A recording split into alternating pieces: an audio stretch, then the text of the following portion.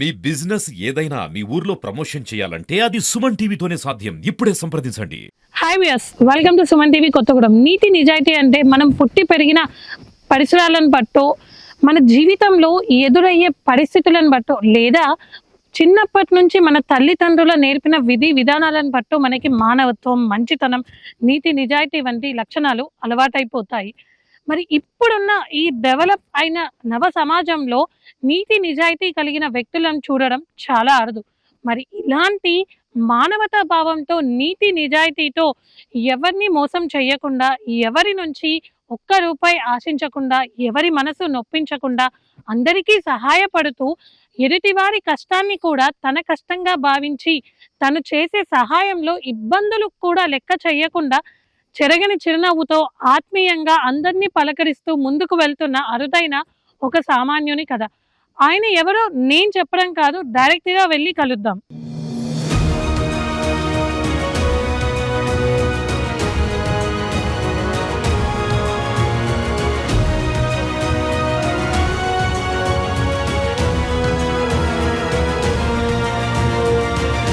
ఉన్నత చదువంటే ఇల్లందులో డిగ్రీ మాత్రమేనా? Government degree college ఉత్తగానే ఇయ్యలే. సార్, మీ హయాంలో ఇల్లందుకి బస్తి పోలు ఎందుకు రాలేదు? అంటే ఈ గ్యాప్ లో మీ ప్రజలు మిమ్మల్ని మోసం చేస్తారని ఎప్పుడైనా అనిపించిందా?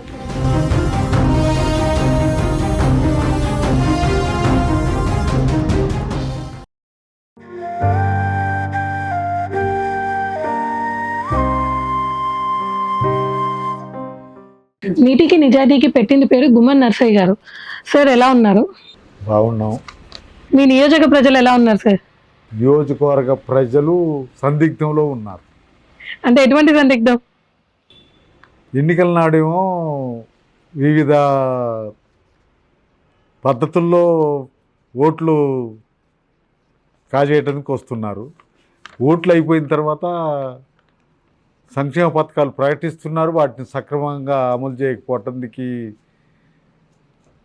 పూనుకోకపోవటం వల్ల ప్రజలందరూ కూడా సందిగ్ధంలో ఉండి ఏంది వీళ్ళకి ఓట్లు ఇచ్చింది ఎందుకు, ఓట్లు అయిపోయిన తర్వాత వీళ్ళు చేసేది ఏంటి అనేటువంటి సందిగ్ధంలో ఉన్నారు.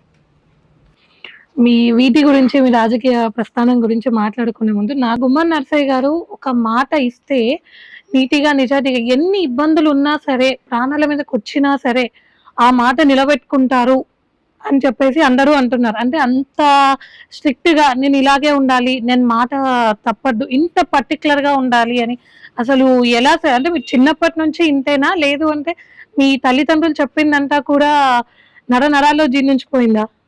మా తల్లిదండ్రులు చెప్పింది కాదు, కానీ మా తల్లిదండ్రులు కానీ మా తాత వాళ్ళు చెప్పింది కూడా కాదు. వాళ్ళకి ఈ రాజకీయాలతో సంబంధం లేని జీవితాలు వాళ్ళవి. చాలా వెనకబడినటువంటి వాళ్ళు. ఈ ప్రాంతమే వెనకబడినటువంటి ప్రాంతం. ఆ ప్రాంతంలో ఉన్నటువంటి మా తాత, మా నాన్న, మా అమ్మ కూడా బాగా వెనకబడినటువంటి వాళ్ళు. ఆ వెనకబాటుతనంతో వాళ్ళకి ఎవరేంటో తెలియనటువంటి పరిస్థితి కూడా. మీరు ఇంత ఖచ్చితంగా, ఇంత నిజాయితీగా ఉండడానికి కారణం ఏంటి? అంటే ఈ రోజులలో అలా ఎవరు లేరు కదా. నేను 73 నుండి ఈ నక్సలైట్ పార్టీ తోటి పరిచయం అయింది. 73? అప్పుడు మీ వయసు ఎంత సార్? 21, 22 ఉంటుంది. 74లో మీరు రాజకీయాలలో అడుగు పెట్టారు కదా. 73 నుండి ఈ పార్టీ తోటి పరిచయాలు ఏర్పడినాయి. వాళ్ళు వచ్చి మాకు పేదోళ్ళకి ఎట్లా అన్యాయం జరుగుతుంది, ఆ పేదోళ్ళని ఎట్లా పొలిటికల్ పార్టీల నాయకులు మోసం చేస్తున్నారు, ప్రభుత్వాలు పాలకులు అనుకునే వాళ్ళు ఏ మేరకు వాళ్ళ సమస్యల్ని పరిష్కారం చేస్తున్నారు అనే విషయాలన్నింటినీ మాకు చెప్తూ వస్తుండేవాళ్ళు. అట్లా వాళ్ళతో పరిచయాలు ఏర్పడినాయి.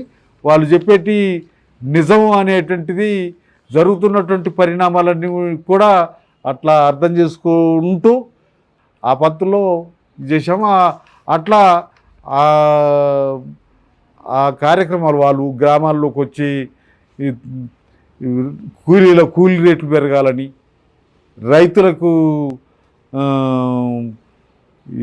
ఈ నాగులు వడ్డీలు అనేటువంటి అప్పులు తీసుకుంటే వాటికి నాగులు ఎట్లు ఉండాలి, వడ్డీలు ఎట్టుండాలి, ఇప్పుడు రోజు కూలి వాళ్లకు రోజు కూలి ఎంత ఉండాలి, జీతగాళ్ళకు జీతాలు ఎంత ఉండాలి, ఇటువంటి అన్నీ తీసుకొని వాళ్ళు పనిచేస్తుండేవాళ్ళు. అట్లా వాళ్ళతోటి మేము ప్రయాణం చేయటం జరిగింది. అంటే వాళ్ళు చెప్పిన దానికి మీరు ప్రభావితులు అయ్యారా? ప్రభావితులం అయ్యాము. బాగా ప్రభావితం చేసిన వ్యక్తి ఎవరు సార్? బాగా ప్రభావితం చేసినటువంటి వ్యక్తి ఎవరు అనేది అనుకుంటే మా కోసం పనిచేస్తున్నటువంటి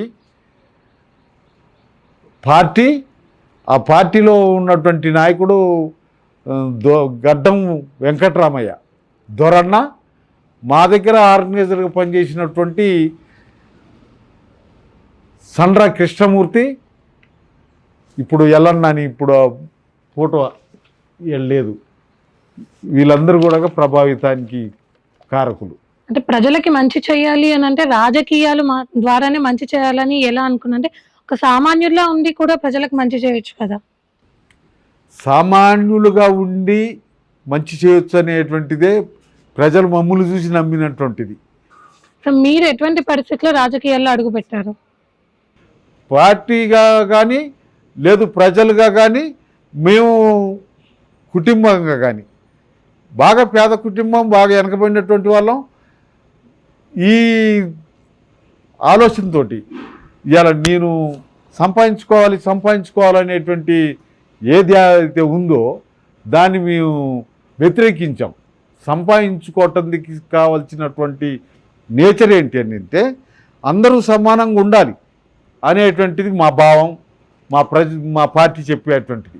అందరూ సమానంగా ఉండాలి, ఉన్నోడు ఒకడు లేనివాడు ఒకడు, ఒకడు మంచిగా ఒకడు పూరిగా ఉండటం కాకుండా అందరికీ సమానమైనటువంటి హక్కులు ఉండాలి, అందరూ సమానమైనటువంటి బతుకుల్ని నడిపించుకోవాలి. ఇవాళ నిజంగానే సంపాదనకు సంబంధించినటువంటి విషయానికి వస్తే అడ్డగోలుగా డబ్బులు వస్తున్నాయి. డబ్బుల్ని ఎట్లా లాక్కోవాలని అట్లా లాక్కోవచ్చు. ఎట్లా ఇలా ఉన్నోళ్ళందరూ కూడా కోట్లు డబ్బులు పంచి ఓట్లు దండుకుంటున్నారు. ప్రజలందరూ కూడా ఈ ఆర్థిక ఇబ్బందుల్లో ఉన్నటువంటి, ఆర్థిక సందిగ్ధంలో ఉన్నటువంటి ప్రజలు ఎవడైతే వాడు మనని మోసం చేసి సంపాదించిన డబ్బులేగా తీసుకుందాం అంటారు. సరే డబ్బులు ఇచ్చిండు కదా అని చెప్పి ఓట్లు ఇస్తున్నారు. అంటే మీరు ఓడిపోవడానికి కారణం కూడా అదే అంటారా? డబ్బులు పంచకపోవడం? మీ ఓడిపోవటానికి అది కాదు. 78 నుండి మొదలుకొని 2009 దాకా మాకు ఓట్లు వేశారు. ఇది గిట్టనటువంటి పాలకులు, గిట్టనటువంటి ప్రభుత్వాలు, గిట్టనటువంటి బూర్జో పార్టీలు పన్నినటువంటి కుట్రలో భాగం. డీలిమిటేషన్ మొత్తం దేశం మొత్తం మీద డీలిమిటేషన్ ప్రభావం జరిగింది. డీలిమిటేషన్లో వాళ్ళకి అవకాశాలు దొరికినాయి. అప్పుడు ఏం చేసిండ్రు, ఈ కాన్స్టిట్యున్సీని 3 భాగాలు చేశారు. మాకున్నటువంటి ఓట్ బ్యాంక్ని 3 భాగాలు చేశారు.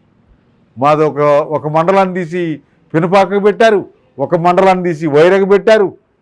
ఈ ఇక్కడ ఉన్నటువంటి ప్రజలకి సంబంధించినటువంటి విషయానికి వస్తే అందరూ మాకెళ్ళి చూస్తున్నారని ఈ ఇల్లెందుకు సంబంధం లేని కామెపల్లి మండలాన్ని తీసుకొచ్చి ఇల్లెందుకు పెట్టారు. ఈ పద్ధతుల్లో పెద్ద కుట్ర జరిగి ఈ కాన్స్టిట్యున్సీని డిస్టర్బ్ చేశారు. అట్లా మాకున్నటువంటి బలమంతా కూడా వీక్ అయ్యింది. అట్లా మేము ఓడిపోవటానికి కారణమవుతున్నాం. సో మీరు హయాంలో ఉన్నప్పుడు, అంటే ఇప్పుడు పరిస్థితి చూస్తే ఇల్లందులో డెవలప్మెంట్ అనేది లేదు. అంటే ఇప్పుడు చూస్తే చాలా వరకు అన్నిట్లో టెక్నాలజీ పెరిగింది, డిప్లొమా కాలేజ్లు, ఐటీఐ కాలేజ్లు అన్నీ వచ్చాయి. కానీ ఇల్లందులో మాత్రం ఎందుకు లేవు సార్ ఇప్పటి వరకు కూడా? 1991లో వచ్చిన గవర్నమెంట్ డిగ్రీ కాలేజ్ అంటే ఇన్ని సంవత్సరాలు గడుస్తున్నా డిగ్రీ వరకే పరిమితం అయిపోయిందా? ఉన్నత చదువు అంటే ఇల్లందులో డిగ్రీ మాత్రమేనా? గవర్నమెంట్ డిగ్రీ కాలేజ్ ఉత్తగానే ఇయ్యలే, దానికి డిపాజిట్ చేయాలన్నారు. మొత్తం 7.5 లక్షలు డిపాజిట్ చేయాలా, అప్పుడు మేము డిగ్రీ కాలేజ్ ఇస్తామన్నారు. అప్పుడు ఏడున్నటువంటి ఆ పెద్ద మనుషులు, ఇంతకుముందు డబ్బులు పంచుకున్నటువంటి పెద్ద మనుషులు ఎవరైతే ఉన్నారో వాళ్ళందరినీ కూడా తీసి వాళ్ళందరిలో మేము నాయకులు ఉండి ఆ డబ్బుల్ని తీసుకొచ్చి గవర్నమెంట్కి డిపాజిట్ చేసి డిగ్రీ కాలేజీ ఆర్డర్ తీసుకొచ్చి నిర్మాణం చేశాం. దానికి కావలసిన స్థలం మేమే అక్కడ దాతల దగ్గర నుంచి తీసుకున్నాం. మా గిరిజనులు మెస్సు భిక్షమయ్య అని ఇంకో ఆయన పేరు ఏదో ఉంది, వాళ్ళ దగ్గర నుంచి 10 ఎకరాలు తీసుకొని దానికి ఇచ్చాము. ఇట్లా ఇది ఒకటేనా, కరెంట్ ఒకటే కాదు, డిగ్రీ కాలేజ్ ఒకటే కాదు, మళ్ళా ఏపీఆర్ స్కూల్ అని వచ్చింది. ఇవాళ ఆ స్కూల్కి సంబంధించి చూసి ఇంటర్కి సంబంధించినటువంటి ఇది తీసుకొచ్చాం. డిగ్రీకి సంబంధించింది కూడా మంజూరైంది. రావటానికి వచ్చేటప్పటికి మేము లేకుంటాయాం.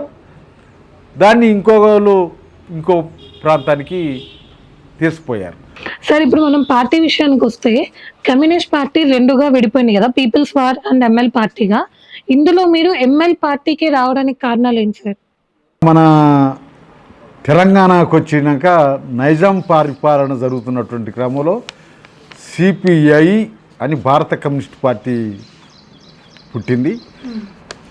అది పనిచేస్తున్నటువంటి క్రమంలో దేశానికి స్వతంత్రం వచ్చిందన్న దగ్గర మళ్ళా ఏమైందంటే సిపిఐ నుండి బయటికి వెళ్ళినటువంటి వాళ్ళు సిపిఎమ్గా ఇదయ్యారు. అట్లా సిపిఎమ్గా కొన్ని రాష్ట్రాల్లో కూడా గవర్నమెంట్ని నడిపించారు. పశ్చిమ బెంగాల్ కావచ్చు, కేరళ, త్రిపుర, కర్ణాటక, ఇటువంటి దగ్గర కమ్యూనిస్ట్ పార్టీ అధికారాలు చెలాయించింది. కాకపోతే దేశం అంతా కాదు, కానీ కొన్ని రాష్ట్రాలు. అక్కడ వాళ్ళు అధికారంలోకి వచ్చిన దగ్గర కూడా ఏం జరుగుతుంది, ఏం అమలు చేస్తున్నారు అనేదానికి వస్తే ఈ పోరాటాన్నంతా నీరు గార్చి ఆ బూర్జువా పరిపాలన, బూర్జువా రాజ్యాంగాన్ని, బూర్జువా చట్టాలని అమలు చేస్తూ వచ్చారు. అప్పుడు 1969 నాడు మళ్ళీ మొదలైంది.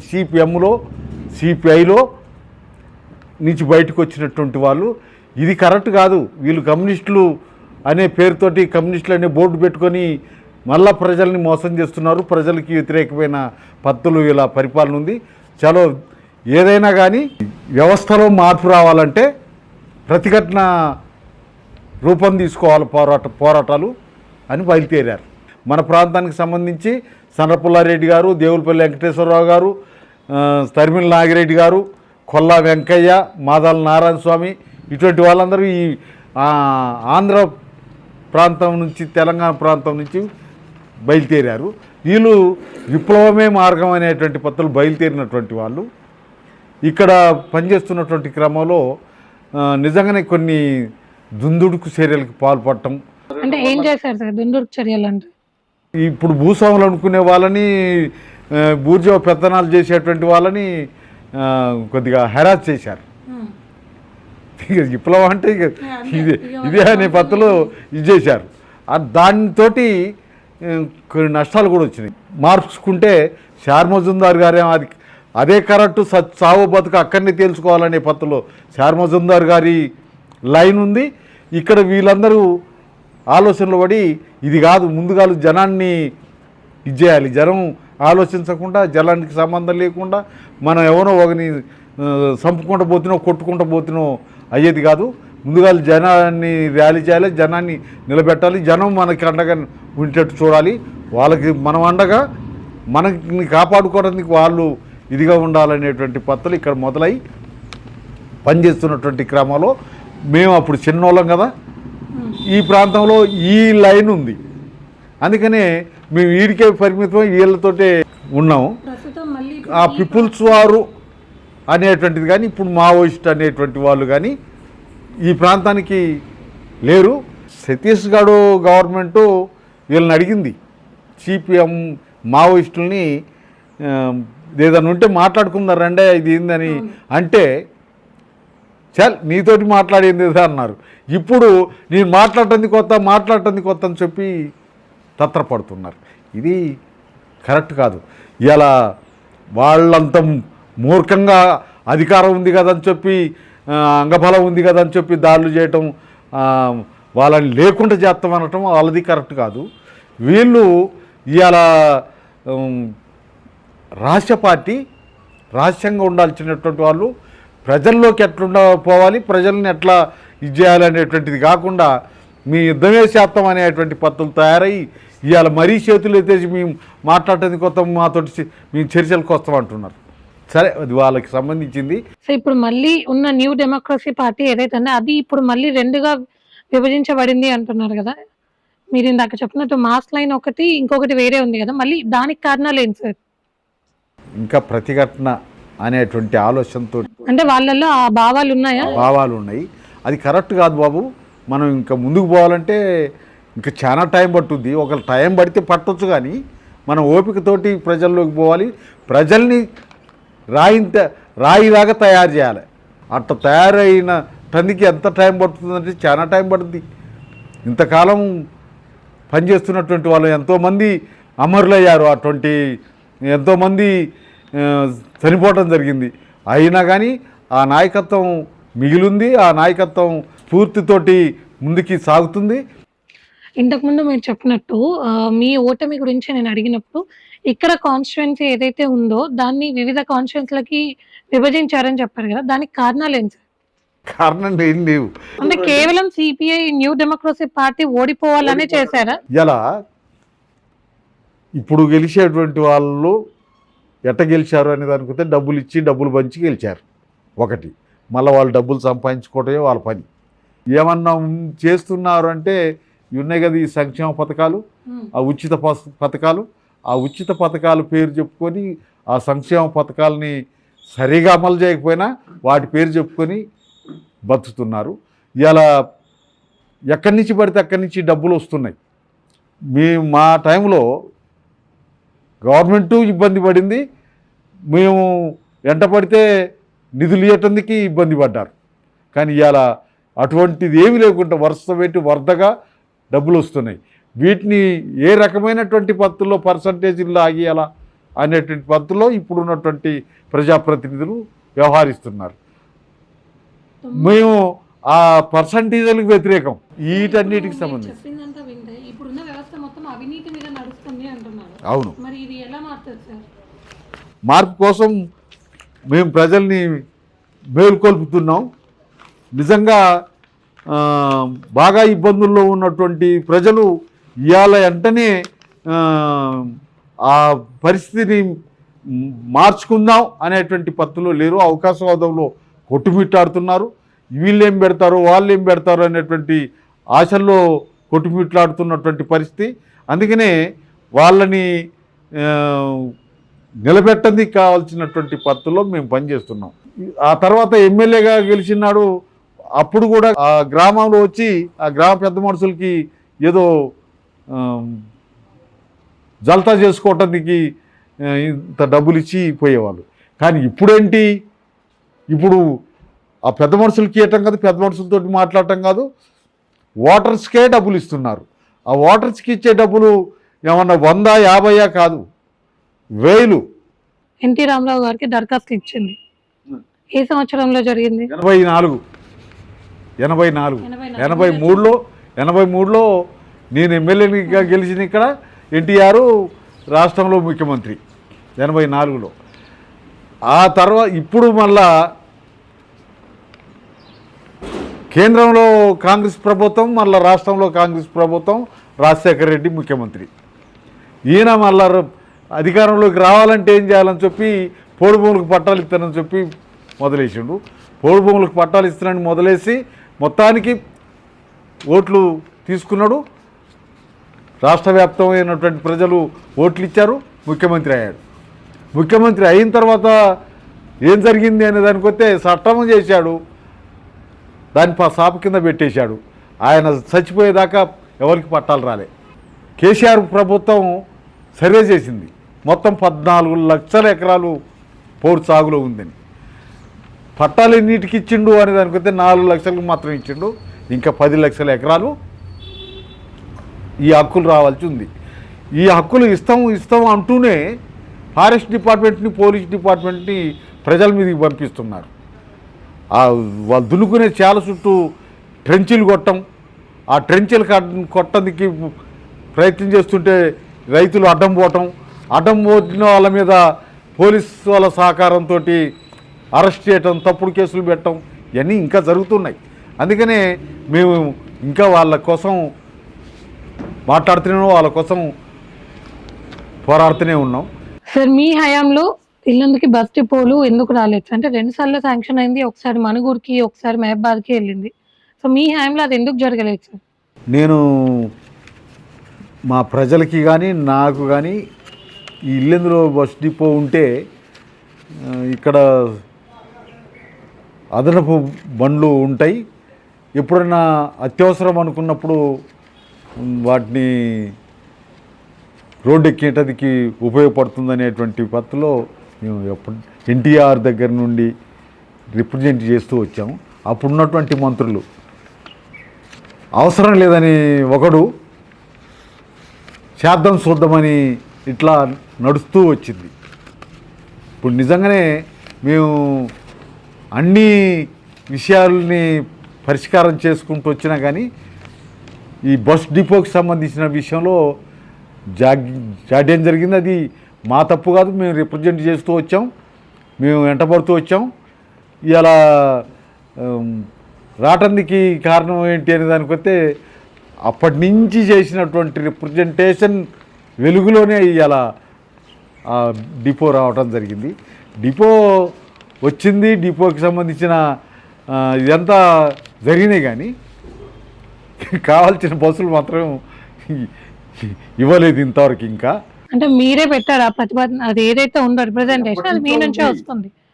కానీ ఎందుకు సార్ ఫస్ట్ టైం శాంక్షన్ అయింది మనుగూరుకి వెళ్ళిపోయింది అంటే 2 సార్లు శాంక్షన్ అయింది, 2 వేరే ఊర్లోకి వెళ్ళిపోయాయి అని చెప్పారు కదా? తుమ్మల నాగేశ్వరరావు గారు అప్పుడు మంత్రి ఆ గవర్నమెంట్లో, తెలుగుదేశం గవర్నమెంట్లో. ఆయన ఎందుకు ఇల్లెందుకు బస్ డిపో కరీంనగర్ నుండి మొదలుకొని భద్రాచలం, రాజమండ్రి దాకా ఈ రోడ్డునే వస్తూ ఉంటాయి, పోతూ ఉంటాయి కదా బస్సులు, డిపో ఎందుకు అనే పత్తులు ఆయన చేసిండు. కాంగ్రెస్ గవర్నమెంట్లో జలగం ప్రసాదరావు ఆయన వచ్చి శంకుస్థాపన చేశాడు. శంకుస్థాపన చేసిండు కానీ అది మంజూరు కాలేదు, నిర్మాణం జరగలేదు.